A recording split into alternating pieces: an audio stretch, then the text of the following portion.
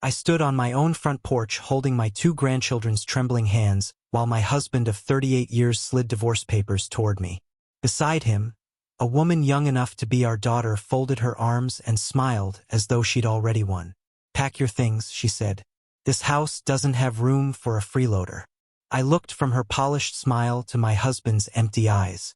Less than 2 hours earlier, I'd learned I had inherited $31 million and a 9-story office building in downtown Chicago.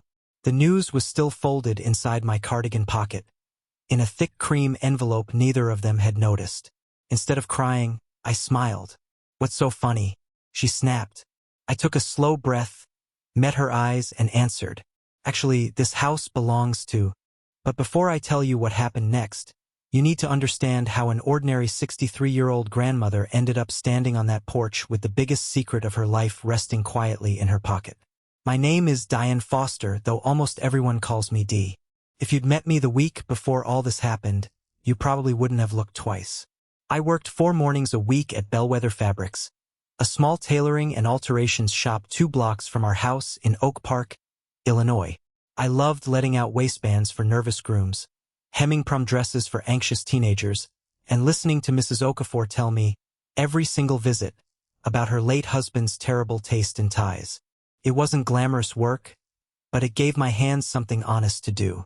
For 38 years, my husband, Walter, and I had built what I believed was a respectable life. We hadn't started with much. Our first apartment had a radiator that clanked like a dying engine and a card table we called a dining set.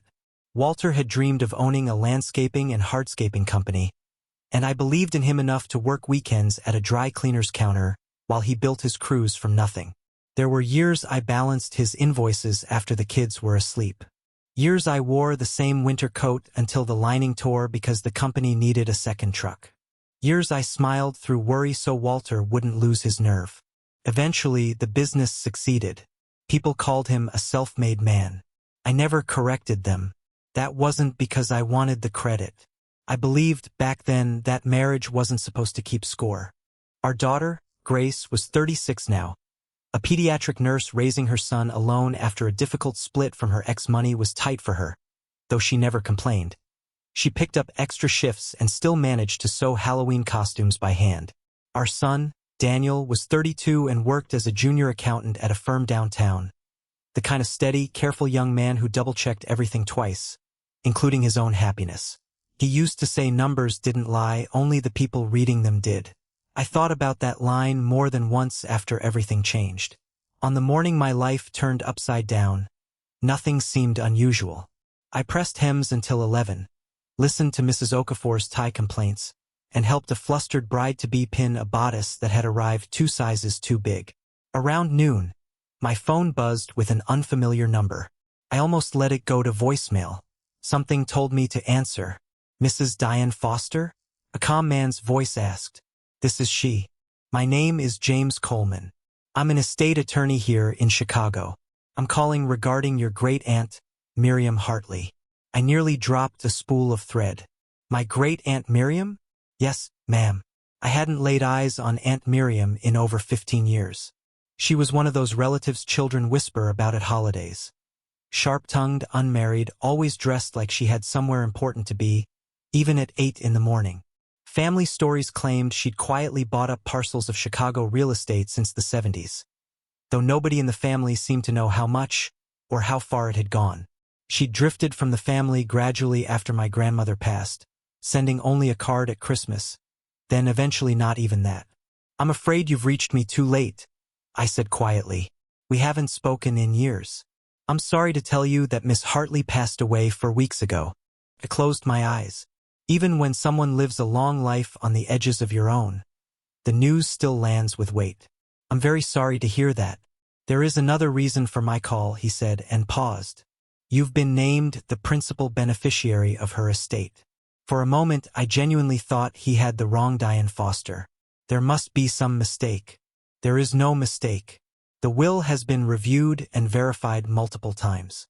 Then, calmly, he listed it, $31 million. A 9-story office building on LaSalle Street in the Loop, controlling interest in a private charitable trust she'd quietly run for decades. I couldn't speak. The shop noise around me, the hum of the sewing machines, the radio playing something soft, seemed to fall away.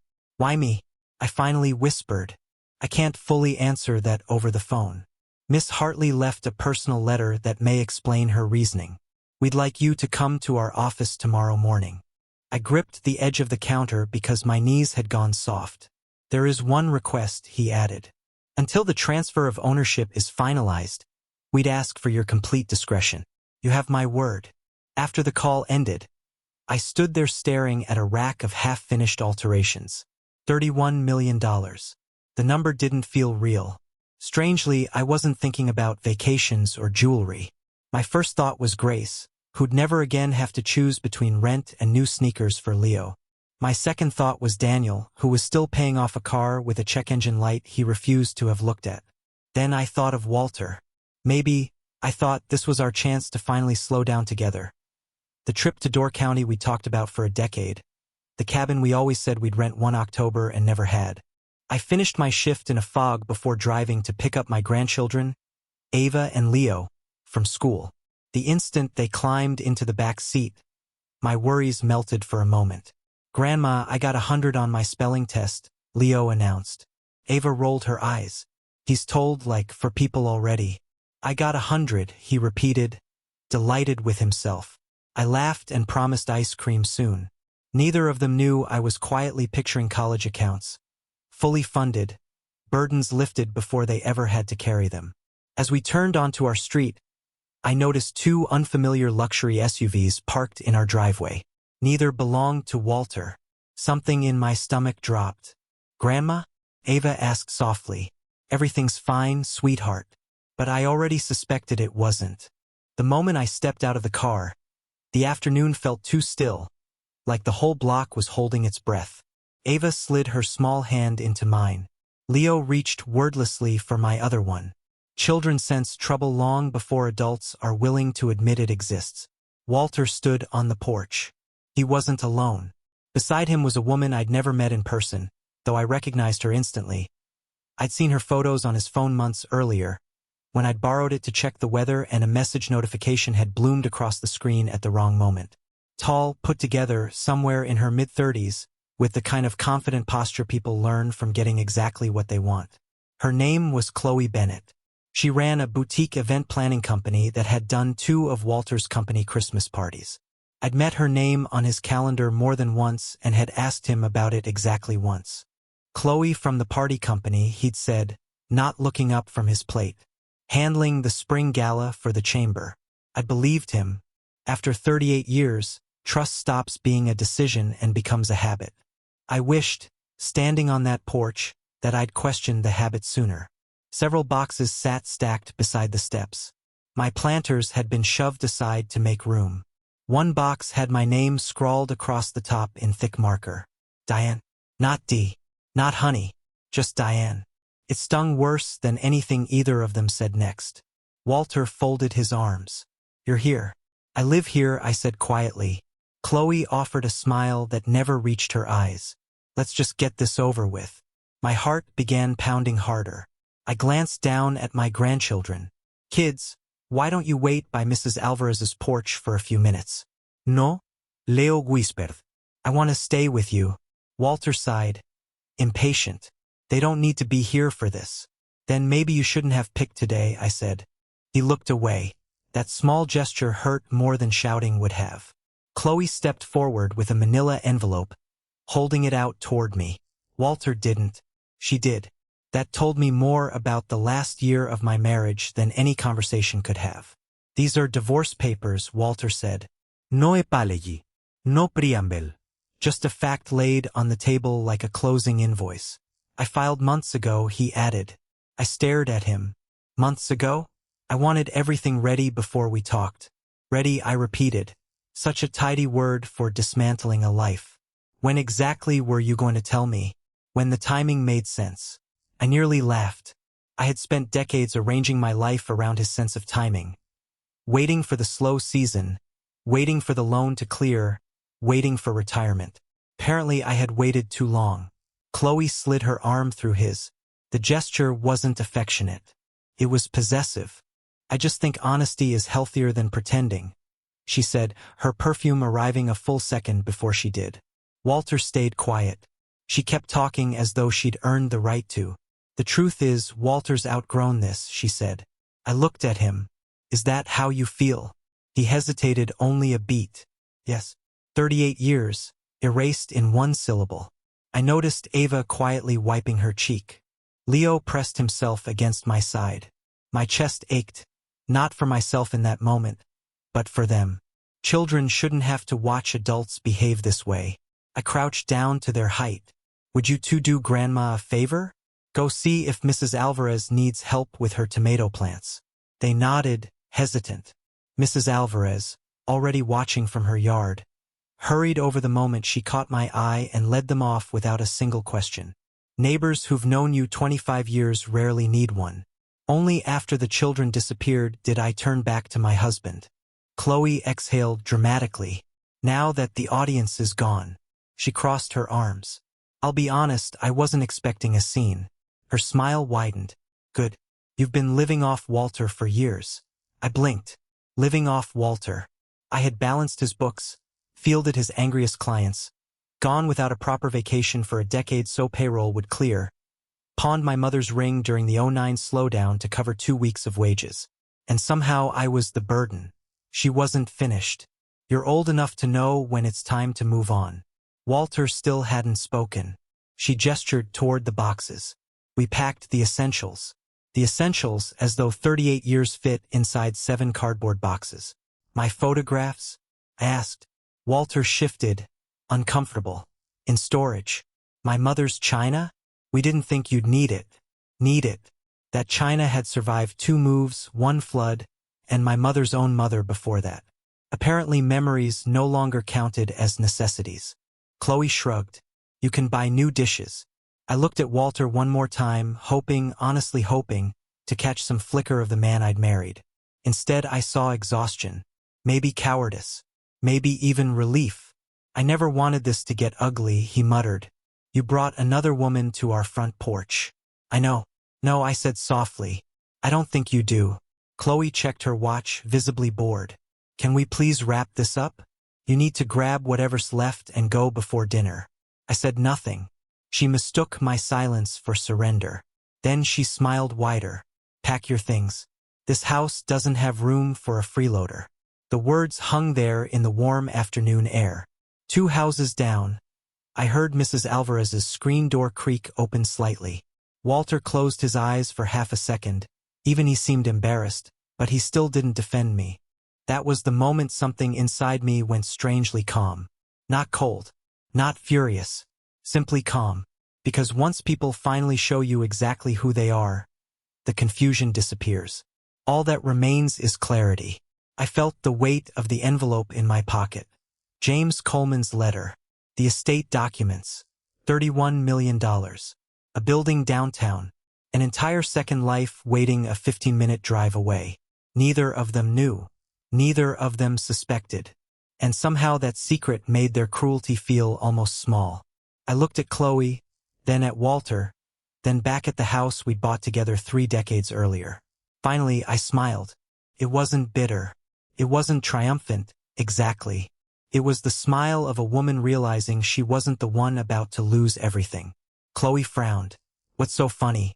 I held her gaze and answered in the calmest voice I'd used all day. Actually, I nodded toward the front door. This house belongs to me. Walter laughed first, a short, dismissive sound. Chloe joined him almost immediately. That's cute, she said. You're really in denial. I shook my head. No. Then I looked straight at Walter. Do you remember 2009? When the bank nearly called the note on the equipment loans. His smile faded. You were terrified we'd lose the house to the business's creditors. He didn't answer. Color drained slowly from his face. I signed every paper your lawyer put in front of me that spring, I continued. One of them moved the deed into my name, to shield the house while the company recovered. Chloe's eyes darted between us. What is she talking about? Walter opened his mouth. Nothing came out. You always said we'd move it back once things stabilized, I said gently. We never did. Silence settled over the porch like snowfall. For the first time all afternoon, Walter looked genuinely afraid. "That's not possible," Chloe said quickly. "Tell her she's wrong." Walter said nothing. His silence told her more than any explanation could have. "You changed the deed," I said quietly. "Your own attorney recommended it. Temporary, you said, until the business was steady again." Walter swallowed. "I thought it had been transferred back." "You thought?" Chloe's confidence cracked down the middle. She spun toward him. "You told me this house was yours. It was supposed to be." I shook my head. "No, Walter. It was supposed to be ours." Neither of them spoke. I walked past the boxes without touching a single one, climbed the steps, and took out my key. It still fit. The lock gave the same familiar click it had given 10,000 times over 38 years. Before stepping inside, I turned back. "I'll have my attorney review these papers." Then I closed the door behind me. For the first time in longer than I could remember, the quiet inside that house felt peaceful instead of empty. I leaned against the hallway wall and let out a breath I hadn't realized I'd been holding. My hands were shaking, not from doubt, but because I had finally stopped pretending. 38 years of overlooking small disappointments had built, quietly, into one enormous betrayal. The kitchen sat exactly as I'd left it. My mug still waited in the sink. A grocery list clung to the fridge under a magnet from Door County, the trip we'd always talked about and never taken. I looked at that magnet for a long moment, then peeled it off. Some dreams no longer belonged on my refrigerator. A soft knock came at the back door. Mrs. Alvarez stood there with Ava and Leo. "I thought you might need a hug before these two came back in," she said. I laughed, a little wet around the edges. "I probably do." She hugged me without asking a single question. Some neighbors don't need explanations after 25 years.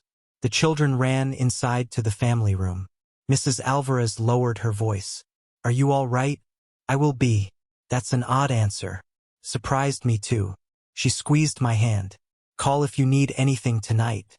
"I will." After she left, I made grilled cheese for the kids. Routine has a way of steadying frightened hearts, even the frightened heart doing the cooking.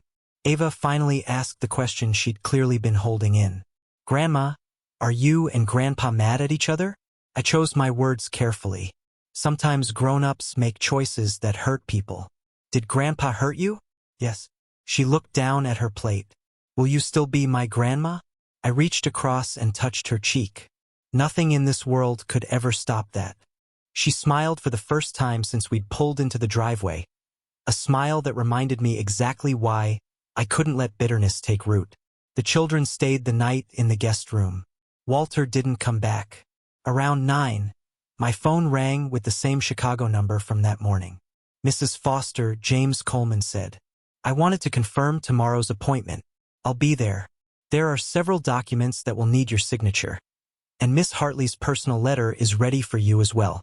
His calm professionalism steadied me more than he probably realized. After we hung up, I set the confidential estate envelope on the dining table and simply looked at it for a while. $31 million. A downtown building. The numbers still sounded borrowed from someone else's life. Yet somehow they mattered less than they had that morning. Money couldn't repair trust, couldn't undo humiliation. It certainly couldn't rebuild a marriage that one person had already quietly abandoned. Still, it offered something else. Room to breathe. The next morning, after Grace picked up the kids for school, I took the Green Line downtown.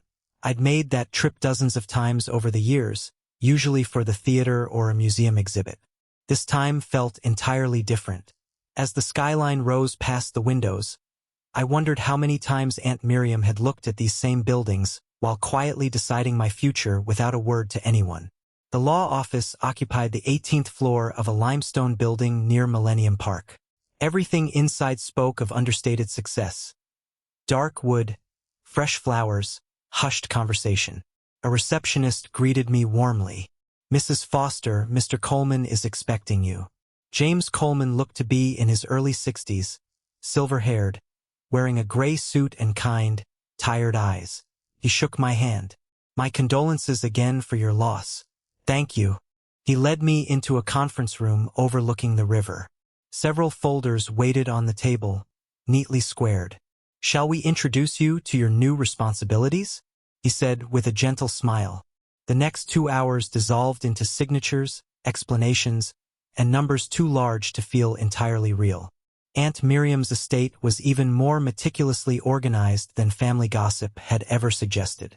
The LaSalle Street building had been fully restored a decade earlier and was almost completely leased. Law firms, an architecture studio, 2 nonprofits, and a language school on the top floor. Its rental income alone ran into the low 7 figures annually. The $31 million wasn't sitting in a vault somewhere. It lived in municipal bonds, index funds, and a handful of carefully managed accounts built for stability rather than flash.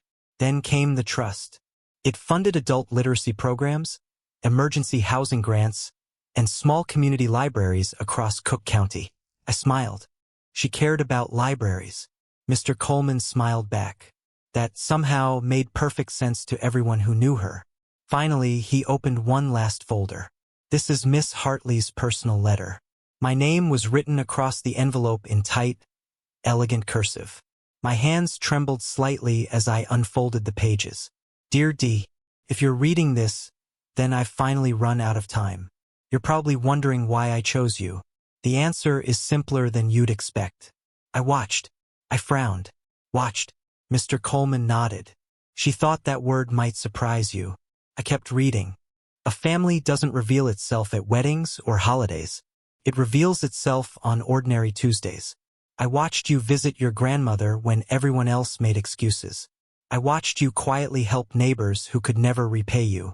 I watched you carry your husband's business on your back without once asking for the credit. I even stopped into that little fabric shop of yours more than once over the years, just to see how you treated strangers when you thought no one important was watching." Tears blurred the page. Money magnifies character. It does not create it. The relatives who wanted my buildings wanted them loudly. You never wanted anything from me at all.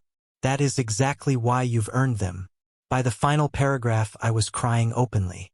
Mr. Coleman looked politely out the window until I'd finished. "I had no idea she knew me that well," I said. "Oh," he said softly, "she knew you remarkably well." He slid another folder across the table. "There's one more matter." "What is it?" "Given the size of the estate, privacy will matter a great deal in the coming months.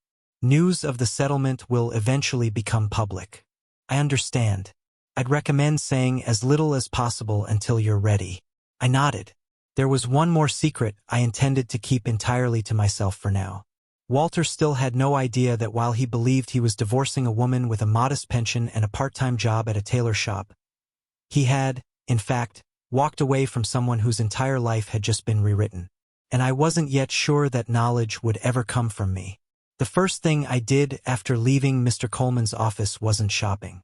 It wasn't touring luxury condos along the river. It certainly wasn't booking a table anywhere with a wine list longer than the menu. I walked 2 blocks to a diner, ordered black coffee and a turkey sandwich, and opened a spiral notebook. For 38 years, I'd been the one organizing everything, from grocery budgets to college applications to Walter's payroll during the lean seasons. Now I had an entirely different future to organize. I wrote one line across the top of the page. "Don't let the money change who you already are." Then I underlined it twice. That page stayed folded in my purse for the next year, a compass whenever life threatened to spin too fast. The following weeks blurred into meetings with attorneys, accountants, and property managers. I learned more about commercial real estate than I'd ever imagined wanting to know. The LaSalle Street building wasn't just another tower. It had stood since the 1920s, survived the Depression, 2 recessions, and a fire that gutted the 3rd floor in the 70s. Thousands of people walked through its brass revolving door every weekday without knowing the quiet woman who now owned it. The building manager, a patient man named Ruben Castillo, had worked there for 18 years. "I've met a lot of owners," he told me during my first walkthrough. "They usually ask the same question, which is, how much can we squeeze out of this place?" He smiled. "You asked where the janitorial staff parks their cars." I laughed. "I suppose I did. You also asked who's worked here the longest. People matter." He nodded, approving. "Miss Hartley chose well. Instead of replacing longtime staff, I kept them and listened to them. Instead of pushing rents as high as the market allowed, I approved gradual, sensible upgrades, better lobby lighting, modernized elevators, a new boiler installed well before another brutal Chicago January. Small, practical decisions. The kind Aunt Miriam herself likely would have made. Meanwhile, the trust held its first board meeting with me as chair. I walked in nervous. Most of the board had known Aunt Miriam for 30 years. Would they see me as an outsider dropped into the room? Instead, they welcomed me. An older gentleman smiled. Miriam always trusted her instincts. Another added, "If she chose you, we're glad to hear your ideas." My ideas were simple. Expand the literacy programs, fund more emergency housing repairs for seniors, create scholarships for trade schools and community colleges, keep the small neighborhood libraries fully staffed instead of quietly cutting their hours. None of it would ever make headlines. All of it would change lives in ways that stayed invisible on purpose. Grace eventually left her hospital position to become the Trust's program director. "I don't know if I'm qualified," she admitted. "You've spent your whole career catching people before they fall," I told her. "That's exactly what this work is." She accepted. Watching my daughter step into work that mattered to her filled me with a pride no dollar amount could touch. Daniel signed on part-time as a financial literacy advisor for the scholarship recipients. His careful, numbers-first nature made him perfect for it. "I know exactly which kids are one bad semester away from dropping out," he said during one planning session. "Then let's build something sturdy enough to catch them." He smiled. "You sound like Dad talking about retaining walls." The comment landed harder than he meant it to. Neither of us spoke for a moment. Finally I said softly, "I hope I'm building something that holds up better." At home, life stayed complicated. Walter had moved into a rental across town. Nearly all communication ran through attorneys. His lawyer repeatedly requested that I vacate the house while the divorce proceeded. My attorney, Linda Ferris, simply forwarded copies of the deed. The request stopped. Then came another surprise. Linda asked me to meet with a forensic accountant. "You'll want to hear this in person," she said. The accountant spread several statements across her conference table. "We reviewed your husband's company records. There are significant irregularities." She pointed to a string of highlighted transactions. Corporate funds had covered a lease convertible, weekend trips to Michigan, jewelry purchases, and thousands in restaurant charges, all tied to Chloe's company card. I stared at the paper. I thought he was paying for that himself. So did he, probably. The company paid. She slid another document across. "There are also undisclosed accounts, hidden from you, possibly from the IRS. My stomach tightened.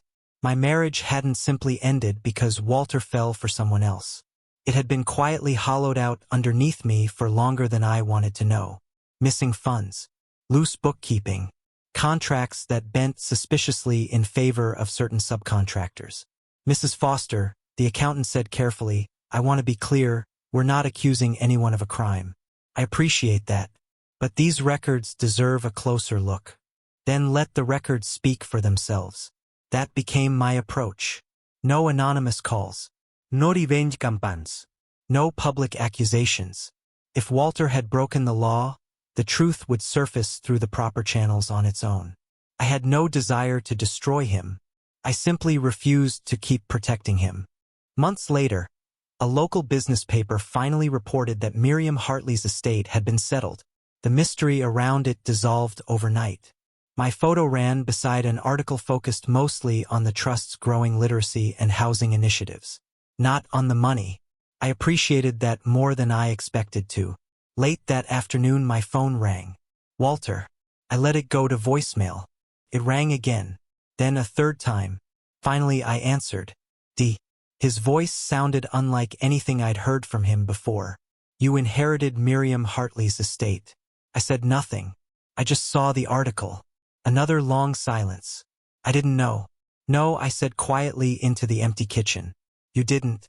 The next voicemail came from Chloe. Her tone completely transformed from the woman who'd stood on my porch months earlier. "Diane, I feel like we got off on the wrong foot. I'd really love to grab coffee sometime." I nearly smiled at the phrase, the wrong foot. as though telling a 63-year-old grandmother to pack her bags was a minor misstep instead of cruelty. I deleted the message before it finished playing. The following week, Walter began sending letters. Actual letters, handwritten, not texts. He apologized for pulling away. He admitted he'd handled everything badly. He wrote that 38 years couldn't simply be erased. For the first time in months, I cried. Not because I wanted him back, but because I finally understood something painful. He hadn't written a single one of those letters when he believed I was an ordinary tailor shop clerk with a modest pension. He wrote them after discovering I owned a 9-story building downtown. That realization quietly closed the last door I hadn't even known was still cracked open. The money hadn't changed me. It had simply revealed everyone standing around me. The first snow came early that year. I stood at the kitchen window watching it settle over the backyard. The same yard where Walter had once taught Daniel to swing a bat. Where Grace had insisted every snowman needed a proper hat and scarf. Funny how a place can hold both tenderness and hurt without asking your permission first. The divorce was finalized just before the holidays. No courtroom theatrics, no raised voices, just a judge's signature and the quiet close of a marriage that had lasted nearly 39 years. Walking out of the courthouse, I felt lighter than I had in a long time. Not happy exactly, healing isn't the same thing as happiness, but free. The forensic findings kept moving through proper channels on their own timeline. Months later, Linda called. I thought you should hear this from me before it hits the papers. I sat down at the table. What happened? Federal auditors have opened a formal review of Walter's company. I closed my eyes. So it begins. This didn't start because of anything you did. She reminded me gently. The accounting irregularities had surfaced through routine disclosures tied to the divorce filings and standard corporate audits. No enanimestip, no secret revenge. Just paperwork, doing what paperwork eventually does. By spring, the local business press reported that Walter's landscaping and hardscaping company was in serious financial trouble. Projects stalled. Banks tightened credit. L'intime client Kietli drifted elsewhere. Then came the civil claims from subcontractors over unpaid invoices. One morning Daniel called. Mom, are you sitting down? I am now. The company filed for bankruptcy protection. I was quiet for a while. That business had once been our shared dream, grown from a single used pickup truck and a folding table in our garage into a real regional company. Watching it collapse felt uncomfortably like watching a familiar building come down. Necessary, maybe, but no less painful to witness. I never wanted this, I admitted. I know, Daniel said gently. You just finally stopped holding it up. His words stayed with me for weeks. Soon after, more town news made its way around. Chloe had left Walter. Not quietly, either. A friend of Grace's, who worked in commercial leasing, mentioned reluctantly that Chloe had been seen at a few charity events on the arm of a developer from the suburbs who owned several apartment complexes. Grace hesitated before telling me. I wasn't sure you'd want to know. I appreciate the honesty. Does it satisfy you? I thought carefully before answering. No. She looked surprised. I don't take pleasure in watching people learn that selfish choices come with a bill attached. But she hurt you. And Dad? Yes. Both. I poured us more tea. Revenge sounds thrilling in stories. Grace. In real life, it mostly just looks like sadness wearing someone else's face. She reached over and squeezed my hand. I'm proud of you. I've made plenty of mistakes. Not this time. A few weeks later, my phone rang again. Walter. This time I picked up. Would you meet me? He asked, voice quieter than I'd ever heard it. I hesitated. I don't think that's wise. Please. I don't want anything. I just want one honest conversation. I agreed. We met at a small diner between our two neighborhoods, the kind of place with laminated menus and coffee that came before you even asked. We used to eat there most Saturdays in our first years together, back when the pancake special cost less than $3. The waitress recognized us instantly. Haven't seen you two together in a while. Walter forced a smile. It's been some time. She poured coffee and left us alone. For a while, neither of us spoke. The past year had changed him. His shoulders lower, his hair almost entirely gray now, the old confidence gone quiet. Finally, he looked at me. I'm sorry. I waited. No excuses followed. No explanations. Just those 2 words. I'm sorry for all of it. I wrapped my hands around the coffee cup. Go on. I thought success meant never looking back, he said, eyes filling. I kept chasing bigger jobs, bigger houses, bigger everything. He shook his head. I stopped noticing the people who actually made any of it possible. I listened. I convinced myself you'd just always be there. Another pause. I confused loyalty with weakness. That sentence hurt more than anything he'd said before, because it was true. When Chloe came around, he continued. She admired the version of me I wanted to believe in. The successful guy. The self-made guy. He laughed bitterly. Turns out she admired the money more than the man. Neither of us smiled. I deserved that lesson, he said, watching the steam rise off his cup. You know what surprised me most? I looked up. You never tried to ruin me. I didn't need to. I know. His voice cracked. You just stopped protecting me. There it was. The truth. For decades I had quietly caught problems before they ever reached him. Balanced the books, smoothed the client calls, made the excuses, covered the mistakes. The moment I stopped doing those things, he had no choice but to face himself. I've had a lot of time to think, he continued. I keep remembering little things. Like what? The nights you stayed up doing payroll. The birthday you canceled because a foreman needed emergency surgery and someone had to sit with his wife. He smiled sadly. I don't think I ever thanked you, not once. You didn't. I'm thanking you now. I nodded. Thank you. Nearly 40 years late, but sincere all the same. Walter took a breath. I don't expect another chance. There isn't one. I know. I've forgiven you, I said. He looked startled. You have? Forgiveness isn't the same thing as reconciliation. I chose the words slowly. I refused to spend the rest of my life carrying bitterness around like a second job. He wiped his eyes. But I won't pretend trust can just be rebuilt after everything. I understand, he said. I really hope you build a peaceful life. I'll try. As we stood to leave, he hesitated. Yes. I always figured inheriting all that money made you the richest person in any room. He looked directly at me. I was wrong. You were richer than me long before your aunt ever wrote that will. He walked out into the afternoon light alone. I watched him cross the parking lot slower than I remembered him ever moving. For the first time since it had all happened, I didn't see an enemy out there. I saw an aging man who had traded away the best parts of his life without noticing their worth until it was far too late. That wasn't victory. It was simply the truth. And somehow the truth was enough. A year after I'd stood on my front porch with divorce papers in one hand and the secret of my life folded in my pocket, I found myself on the rooftop terrace of the building Aunt Miriam had entrusted to me. The city spread out in every direction. The river caught the last of the afternoon light. Cabs threaded through the loop below like tiny counters on a board game. Glass towers reflected the sun, while the older limestone buildings around them quietly reminded everyone that Chicago had always known how to hold its past and its future in the same skyline. I rested my hands on the railing and simply breathed for a while. When I'd first inherited the building, I thought it represented wealth. Now I understood it represented responsibility. Money can change your address. Character determines whether the people already in your life are glad you arrived, or relieved when you finally leave. The trust had just wrapped its first full year under my leadership, and instead of shrinking, it had grown. We'd expanded literacy programs into 24 more branch libraries across Cook County. We'd created new scholarships for community college, trade school, and nursing students.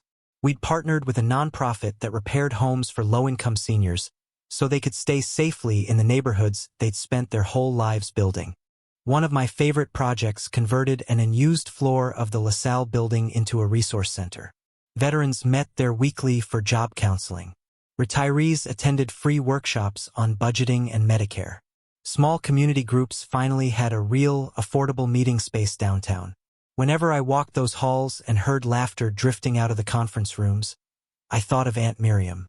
She'd understood something a lot of wealthy people never quite grasp. Buildings only mean anything once people fill them with purpose. Grace flourished as program director. Watching her confidence bloom was one of the great joys of that whole strange year. She no longer worried about choosing between rent and groceries.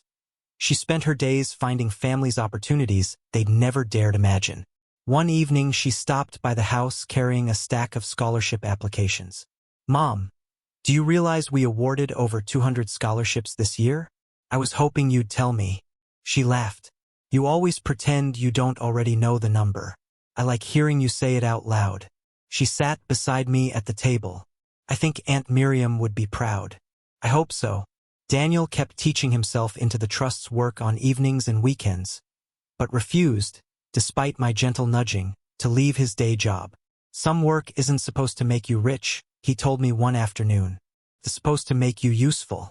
He agreed to oversee the scholarship advising, but insisted my clients still need their spreadsheets balanced Monday morning. Couldn't have been prouder. As for Walter, life had quieted considerably. After losing the company, he took a volunteer role with a nonprofit helping seniors navigate housing repairs and benefits paperwork. When I first heard about it, I smiled. He'd spent decades building things for people who could already afford them.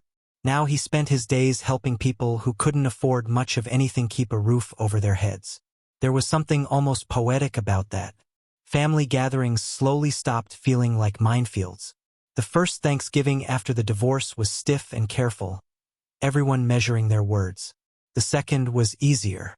By the following Christmas, the grandchildren had stopped worrying about the seating chart entirely.